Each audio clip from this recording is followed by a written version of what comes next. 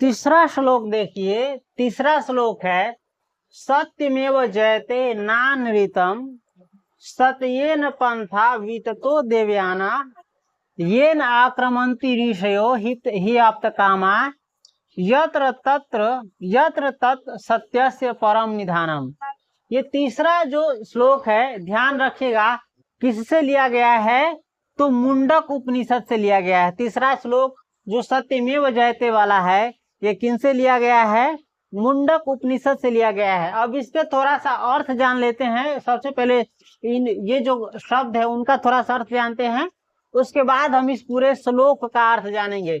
सबसे पहला है सत्यमेव यानी सत्य की ही, जयते यानी जय होती, न अनृतम है ये यानी असत्य की नहीं, सत्येन यानी सत्य से ही, पंथा माने होता है पथ रास्ता मार्ग है ना, वित्तो माने विस्तार, देवयाना यानी देवता लोगों ने ईश्वर ने, ये न आक्रमंती ऋषियों इसमें ऋषि अधिक्रमित कर, जिससे ये माने होता है जिससे, ही आप्त कामा है ना, काम से मुक्त हुए पूर्ण काम हुए, यत्र यानी जहां, तत् सत्य यानी सत्य का, परम निधानम यानी खजाना स्रोत।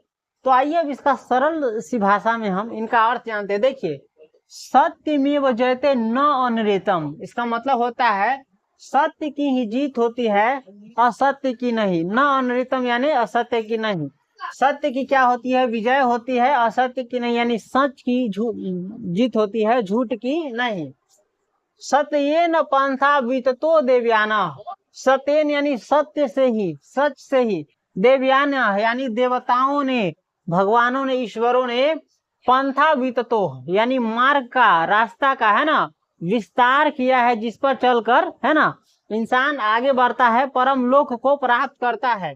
उसके बाद है ये न आक्रमंती ऋषियों ही आप्त कामा यत्र तत् सत्य से परम निधानम। ये न आक्रमंती ऋषियों यानी जिससे, ये यानी जिससे, ऋषि, ऋषियों यानी ऋषि पूर्ण काम हुए अपने पूर्ण अति रास्ता ग्रहण करके है ना, उस सत्य को अधिक्रमित कर, उस सत्य को अधिक्रमित कर जो है, जहां सत्य का क्या है, खजाना है, स्रोत है, उसको प्राप्त करता है। यानी जो सत्य का मार्ग देवताओं ने बनाया है उसी से ऋषि मुनि जो है क्या करते हैं, उसी मार्ग पर चल करके सत्य को प्राप्त करते हैं। यानी सत्य का जो स्रोत है, खजाना है, यानी ईश्वर को, परमात्मा को प्राप्त करते हैं। इसके बाद हम देखेंगे चौथा श्लोक।